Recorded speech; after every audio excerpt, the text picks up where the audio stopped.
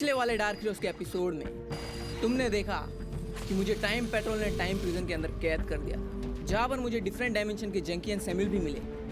उनके साथ मैंने मिलकर टाइम प्रिजन से निकलने का एक प्लान बनाया एंड समहाउ एक एक करके चीज़ें वर्क करती गई। जैसे पहले एक गार्ड से की लिया, आ गया की कार्ड से वेपन वॉल्ट तक पहुंचना, C4 से पूरे के पूरे रूम को ही ब्लास्ट कर देना और बिल्डिंग से बाहर निकलना। एक ओह नो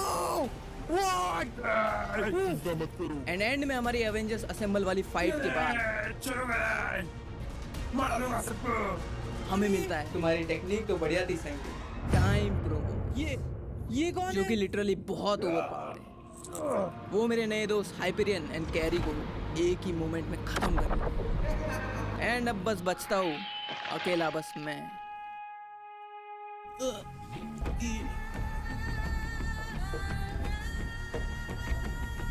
तू भी कमजोर है प्रोबॉयज, मुझे तो सारे मूव्स पता है। I am you.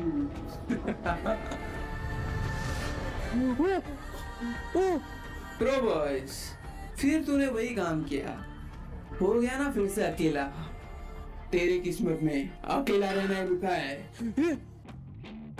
तो प्रोबॉयज समय आ चुका है तुम्हारे पापों का प्रायश्चित करने की। वैसे भी बचा ही क्या है मेरे लिए इस दुनिया में, खत्म कर दो मुझे जैसी तुम्हारी इच्छा।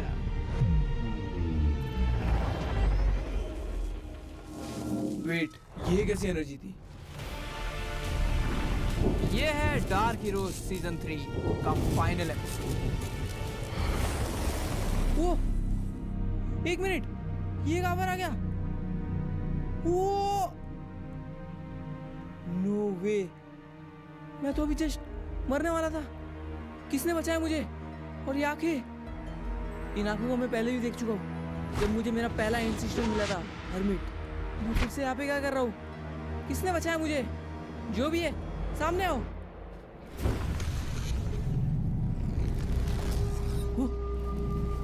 ये क्या हुआ? ये गायब कैसे हो गई? ये ओके, वो वेट, कौन है तू? तू नहीं बचाएगा मेरे को?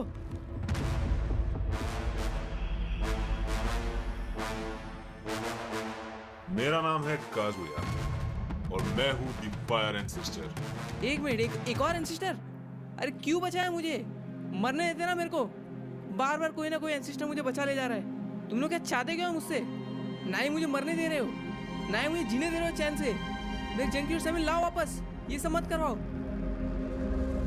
क्यों बचाया मुझे? टाइम प्रोज मार देता ना मुझे। ब्रो बॉयज, तुम्हें एक मकसद के लिए चुना गया है। तुम इतना जल्दी हार नहीं मान सकते। कौन सा मकसद? मेरा सिर्फ एक ही मकसद है, मेरे को जंकी और सैमुअल को वापस लाना है कैसे भी करके, क्योंकि कायरो ने मार दिए थे।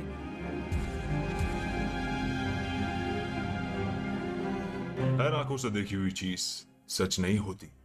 लगता है तुम इस माइनक्राफ्ट के इतिहास से वाकिफ नहीं हो। माइनक्राफ्ट का इतिहास? तुमने शैंग का नाम तो सुना ही होगा।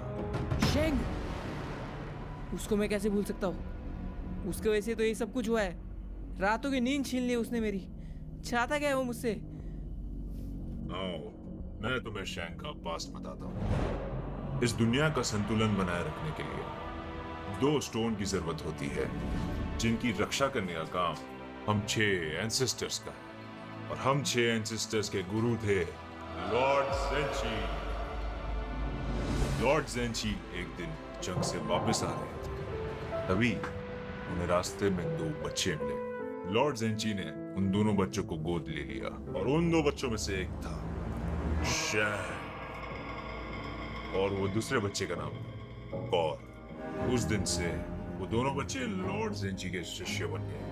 व्हाट? शेंग और एंसेस्टर्स, तुम सब लोग मिले हुए हो क्या? क्या चल रहा है? तुम्हें सब कुछ समझ आ जाएगा प्रो बॉयज। लॉर्ड ज़ेंची की बढ़ती उम्र ने लोगों के दिमाग में एक चिंता भरे सवाल का बीज बो दिया। वो सवाल था कि लॉर्ड ज़ेंची के बाद वो 2 पवित्र स्टोन्स का अगला वारिस कौन होगा, कॉर या शैंग। मास्टर ज़ेंची के लिए एक तरफ था कॉर, जो कि काफी मेहनत, सच्चे दिल और लगन से अपनी चुनौतियों का सामना करता था।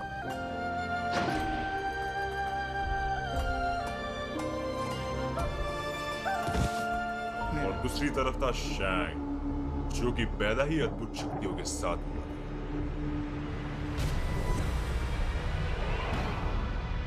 शैंग के पास पैदाइशी पावर थी, यानी कि उसके अंदर बहुत ही घमंड भरा होगा।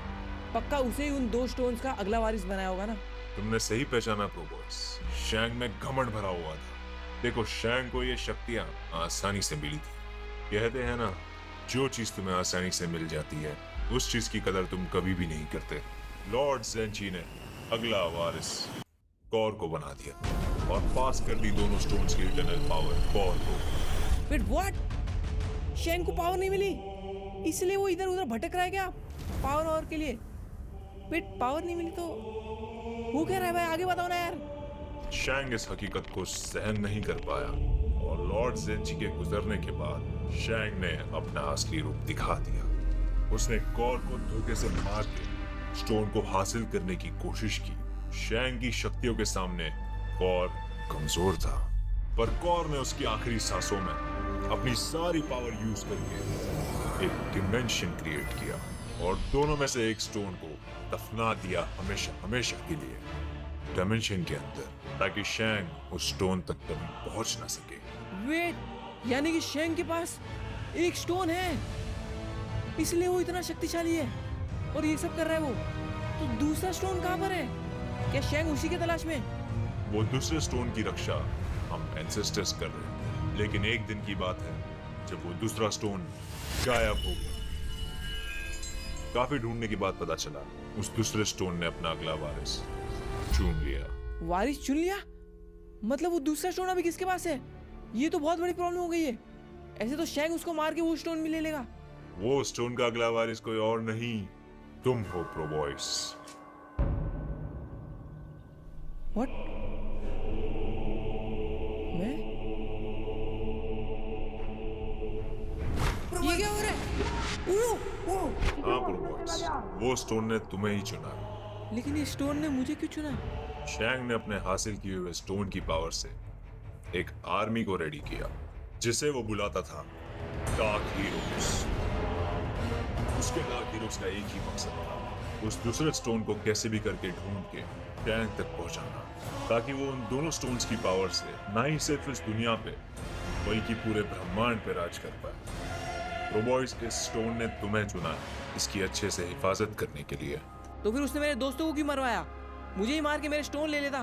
शैंग ये अच्छे से जानता है कि जिस दिन शैंग ने तुम्हें मार दिया उसी दिन वो स्टोन और वो स्टोन की पावर दोनों नष्ट हो जाएगी। तो इन सब चीजों से मेरे दोस्तों का क्या लेना देना है? उन्हें क्यों उसकी कीमत चुकानी पड़ी? शैंग तुम्हें मजबूर बनाना चाहता है प्रो बॉयज। मजबूर? बट क्यों? जिस तरह शैंग ने लोगों की मजबूरियों का फायदा उठा के डार्क हीरोज रेडी करी, उसी तरह वो तुम्हारी मजबूरी का फायदा उठा के तुम्हें भी डार्क हीरोज में शामिल करना चाहता है, ताकि वो तुम्हारे अंदर के स्टोन्स की पावर को अपने हिसाब से इस्तेमाल कर सके। शैंग ने लोगों की मजबूरी की मदद से डार्क हीरोज बनाई। काजुया, तुम बोलना क्या चाहते हो? हीरो ब्राइन,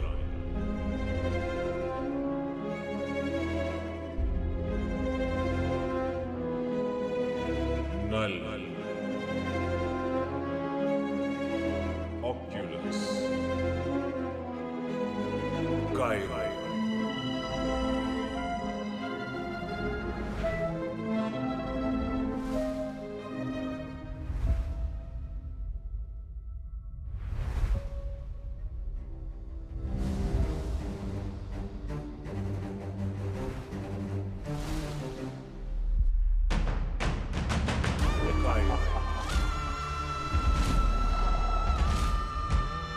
हीरो ब्राइन,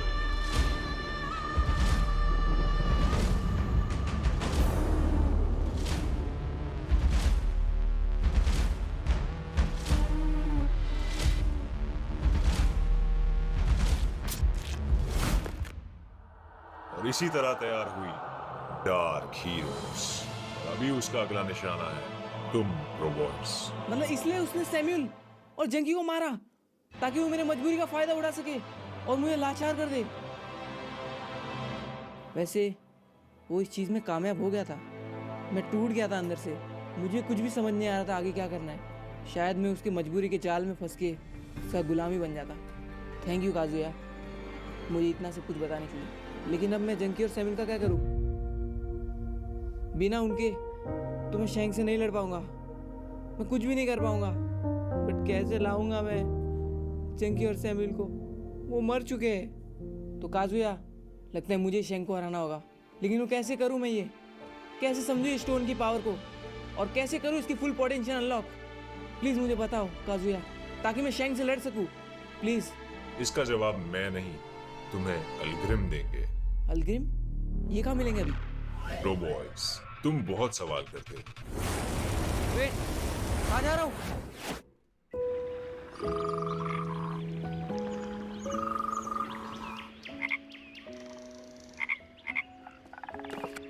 ए कौन है? कौन है बे? वे, वे, ए, मेंढक के बच्चे फूट ऐसे। गाइस, यहाँ पर कैसे आ गया मैं?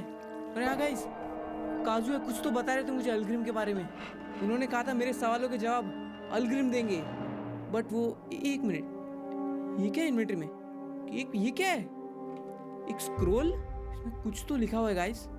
ना रास्ता ना दीवार ना कोई दरवाजा, है तो सिर्फ तुम्हारा ऊंचाई से मुकाबला। वेट, इसका क्या मतलब है? ये मुझे काजुया ने दिया है क्या? वेट, ये कोई हिंट तो नहीं है अल्ग्रिम तक पहुंचने का? हो सकता है यार, लेकिन इसका मतलब क्या है? ना रास्ता ना दीवार ना कोई दरवाजा, है तो सिर्फ ऊंचाई से मुकाबला। मुझे कोई ऊंची जगह पर जाना है क्या?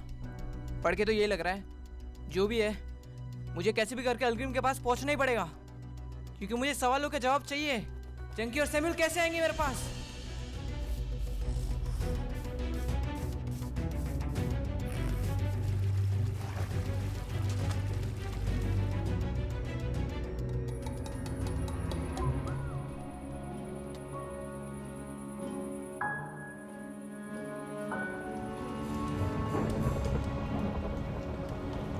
यार, आज तो मेरी सेकेंड एंसिस्टर से भी मुलाकात हो गई।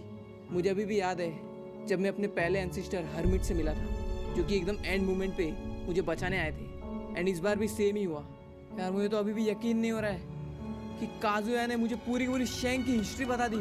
यार, मुझे तो अभी भी विश्वास नहीं हो रहा है कि वो एंसिस्टर्स का दूसरा स्टोन मेरे अंदर है, और यही सेम स्टोन शेंग के पास भी है, और वो इतना शक्तिशाली है। और मुझको देखो, कुछ काम का नहीं हूं। कई स्टोन ने मुझे चुनकर गलती तो नहीं कर दी?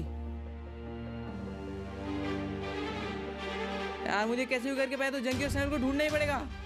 मुझे मेरे सवालों के जवाब चाहिए। अल्ग्रिम! यार गाइस, कब से मैं ढूंढ रहा हूँ यार, कोई ऐसी ऊंचाई वाली जगह मिली नहीं। वो क्या था पीछे? ये कुछ तो गया ना यहाँ से, देखा ना तुम लोग ने? हेलो, कौन है यहाँ पे?